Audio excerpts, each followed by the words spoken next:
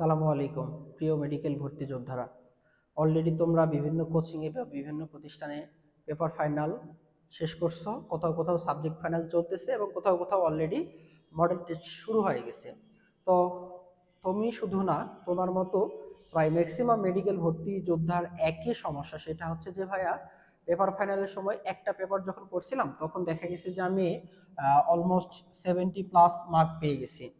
এরপর যখন আমি সাবজেক্ট ফাইনাল দিছিলাম তখন আমার মার্কটা দেখা গেছে যে হঠাৎ করে কমে গিয়ে আমার মার্কটা হচ্ছে 65 বা অলমোস্ট অ্যারাউন্ড প্লাস মাইনাস এইরকম হয়ে যাচ্ছে। তো এখন আমার কি শুরু হয়ে গেছে, এখন আমার শুরু হয়ে গেছে হচ্ছে ফাইনাল মডেল টেস্ট। তো এই ফাইনাল মডেল টেস্ট দিতে গিয়ে দেখা যাচ্ছে যে আমার মার্ক খুবই কম, মার্কটা আগের তুলনায় খুবই খুবই কম, মার্কটা কমের দিকে যাচ্ছে। তো আমি মেন্টালি সিক হয়ে যাচ্ছি। তো তোমাকে একটা কথা বলি, মেডিকেল ভর্তি পরীক্ষা যতটা পরিশ্রম তুমি করছো অলরেডি করে ফেলছো, যতটা পড়াশোনা করছো অলরেডি করে ফেলছো। এখন লাস্ট সময় তোমার প্রিপারেশনটা ফুললি ডিপেন্ড করবে একটা মাইন্ড গেমের উপর। মেডিকেল ভর্তি পরীক্ষাটা পুরোটা লাস্টের সময়টা একটা মাইন্ড গেম। তোমরা জানো যে লক্ষাধিক পরীক্ষার্থী তোমরা পরীক্ষা দিবা, তার মধ্যে প্রায় 20 থেকে 30 হাজার স্টুডেন্ট তোমরা আসো যাদের প্রিপারেশন অত্যন্ত সুন্দর এবং তারা প্রত্যেকেই বিভিন্ন মেডিকেল কলেজে ভর্তি হওয়ার এবং পড়ার সুযোগ বা একটা যোগ্যতা রাখে, কিন্তু তারা এই যে লাস্ট সময়, লাস্টের যে 15-20 দিন কি করবে কিভাবে করবে এলোমেলো করে, তারা যে মনস্তাত্ত্বিক একটা গেম আছে, এই মনস্তাত্ত্বিক গেমে হেরে যাওয়ার কারণেই তারা লাস্ট মুহূর্তে গিয়ে পরীক্ষাটা সুন্দরভাবে দিতে পারে না এবং ফলস্বরূপ তারা মেডিকেল ভর্তির প্রস্তুতিটা সুন্দর থাকা সত্ত্বেও তারা কোথাও ভর্তির সুযোগ পেয়ে ওঠে না।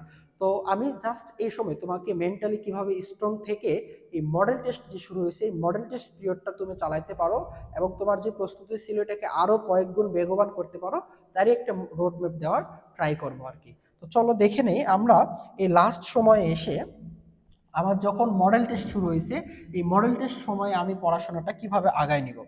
তো মডেল টেস্ট শুরু হয়েছে, তুমি মডেল টেস্টের আগে কিন্তু অলরেডি একটা বায়োলজির কথাই ধরি আমি, তুমি একবার বোটানি পেপার ফাইনাল দিয়েছো, একবার জুওলজি পেপার ফাইনাল দিয়ে ফেলছো। তো এখন তো তোমার হাতে আর ওভাবে পড়ার সময় নেই, তোমার এখন মডেল টেস্ট হচ্ছে মানে সবগুলো বই নিয়ে একসাথে 100 মার্কের মধ্যে পরীক্ষা হচ্ছে। তো তখন তুমি দেখা গেল যে গুলায় ফেললা, বা মডেল টেস্ট তো 10 দিন চলবে, তুমি এই সময়টাতে কিভাবে পড়াশোনা করবে এটা বুঝতেছো না। তো এটাই চলো আমরা একটু দেখি। ধরো আজকে একটা মডেল টেস্ট হচ্ছে, মডেল টেস্ট 1। তো মডেল টেস্ট 1-এর সময় তুমি যেটা কাজ করবা যে তুমি সবগুলো সাবজেক্ট পড়তে যাবা না। তুমি যেমন আগে সবগুলো সাবজেক্ট পড়ছো, পড়ার পরে তুমি দেখবা যে বোটানি পড়তে গিয়ে তোমার বোটানির একটা উদ্ভিদ শারীরিক তত্ত্বতে একটু সমস্যা থেকে গেছে, তোমার কোষের গঠনে একটু সমস্যা থেকে গেছে, এরকম কিছু কিছু জায়গায় সমস্যা থেকেই যায় আর কি। তো তুমি মডেল টেস্ট যখন দিবা, মডেল টেস্ট দেওয়ার সময় সবগুলো বই একবারে না পড়ে তুমি এই 1 নম্বর মডেল টেস্ট, 2 নম্বর মডেল টেস্ট, 3 নম্বর, 4 নম্বর, 5 নম্বর এরকম তো মডেল টেস্ট চলবে। ধরো তুমি 1 নম্বর যেদিন মডেল টেস্ট দিবা তার আগের দিন তোমার বিষয়বস্তু থাকবে হচ্ছে বোটানি, এবং তুমি যখন মডেল টেস্ট দিবা তুমি খেয়াল করবে যে বোটানি থেকে 14 বা 15 অর্থাৎ বায়োলজির যে অর্ধেক মার্কটা এটা থাকবে, তোমার তখন উদ্দেশ্য থাকবে কি, তুমি তো অলরেডি সবগুলো বই একসাথে পড়ে ফেলছো, কিন্তু তুমি যখন প্রথম মডেল টেস্টটা তোমার দিবা তখন তোমার একটাই উদ্দেশ্য থাকবে যে অন্য সাবজেক্টে আমি কত পাচ্ছি, দ্যাট ডাজ নট ম্যাটার। তোমার ম্যাটার কি, আমি বোটানিটা প্রথম মডেল টেস্টের আগে আমি বোটানিটা পড়ছি আবারও, তার মানে আমি বোটানিতে যেন আমার আর প্রশ্ন একটাও ভুল না যায়। দু একটা প্রশ্ন বাইরে থেকে আসবে, ভুল যাইতে পারে, সেটা আলাদা কথা, কিন্তু তোমার টার্গেট থাকবে যেন বোটানিতে আমার কোনো ভুলই না যায়, বোটানিটা আমি সবচাইতে ভালো করবো এই 1 নম্বর মডেল টেস্টে। তাহলে 1 নম্বর মডেল টেস্ট দিলা, তোমার বোটানি কিন্তু একদম ক্লোজ হয়ে গেল। এরপরে মডেল টেস্ট যখন 2 দিবা তখন তুমি তোমার টার্গেট রাখবে কি, মডেল টেস্ট 2-এর আগে কোন সাবজেক্টটা পড়বা, তুমি মডেল টেস্ট 2-এর আগে জুওলজিটা পড়ে শেষ করবা। তাহলে দেখো 1-এর আগে তুমি বোটানি পড়ে শেষ করলা এবং তোমার টার্গেট ছিল যে বোটানিতে যেন আর কোনো ভুল না যায়। এবার তুমি যখন মডেল টেস্ট 2টা দিবা, 2-এর আগের দিন তুমি কি পড়বা, জুওলজি পড়বা। তখন তোমার মডেল টেস্ট 2 দেওয়ার সময় তোমার টার্গেট থাকবে যে অলরেডি বোটানিতেও যেন আমার কোনো নাম্বার আর কাটা না যায়, জুওলজিতেও যেন আমার কোনো নাম্বার আর কাটা না যায়। তাহলে বোটানি আর জুওলজি তোমার আর ভুল যাচ্ছে না, অলরেডি তুমি এভাবেই নিজেকে প্রস্তুত করবা। এরপর মডেল টেস্ট 3 নম্বর যখন দিবা তখন তোমার টার্গেট থাকবে, ধরে নাও হচ্ছে কেমিস্ট্রি ফার্স্ট পেপার, তুমি কেমিস্ট্রি ফার্স্ট পেপার পড়বা। তাহলে মডেল টেস্ট 1-2 তোমার botany zoology complete, chemistry first paper তুমি মডেল টেস্ট 3-র আগে পড়বা এবং সেই দিন তোমার টার্গেট থাকবে যেন কেমিস্ট্রি ফার্স্ট পেপারে আমার সর্বোচ্চ মার্কটা আমি ক্যারি করতে পারি, আমার যেন মার্ক আগের চাইতে বেশি হয়, যেন না কমে। অলরেডি তোমার তো বোটানি জুওলজি কমপ্লিট করা থাকলোই, এবং এগুলোতে কোনো প্রবলেম থাকলে সেগুলো চোখ বোলাবা। এরপর যেমন ধরো যে মডেল টেস্ট 4, 5 এগুলোর প্রত্যেকটার আগে ধরো এই দিন কেমিস্ট্রি সেকেন্ড শেষ করলা, এরপরে ধরো যে ফিজিক্স শেষ করলা, এভাবে তুমি প্রত্যেকদিন যে মডেল টেস্ট হবে, তোমার মডেল টেস্টের সংখ্যা যদি বেশি হয় তাহলে তুমি একটা করে পেপার সলভ করে ফেলবা। আর যদি মডেল টেস্টের সংখ্যা তোমার কম থাকে তোমার কোচিংয়ে, তাহলে একদিনে একটা করে তুমি কি করে ফেলবা, সাবজেক্ট শেষ করে ফেলবা, ধরো বোটানি জুওলজি দুইটা একসাথে।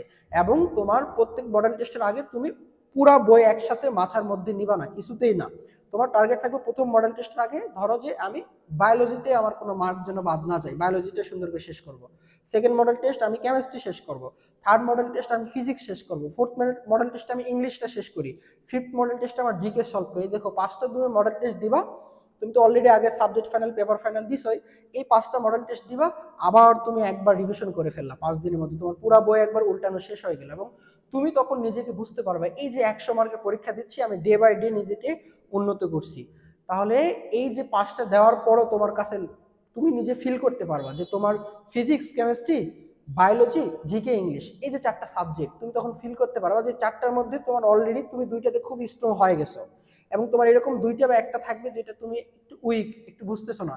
এরপরে তো তোমার হাতে আরো 5 থেকে 7 দিন সময় থাকবে, ওই 5 থেকে 7 দিনে তুমি আবার কি করবা, যেগুলো ভালো সেগুলোতে 2 দিন রাখো, হালকা মোটামুটি চোখ বুলাও, আর যেটা একটু উইক ছিল ওটাতে তুমি আর একটু সময় বাড়াই দাও, তাহলে দেখবা তুমি মোটামুটি ভালো করে ফেলতেছো আর কি।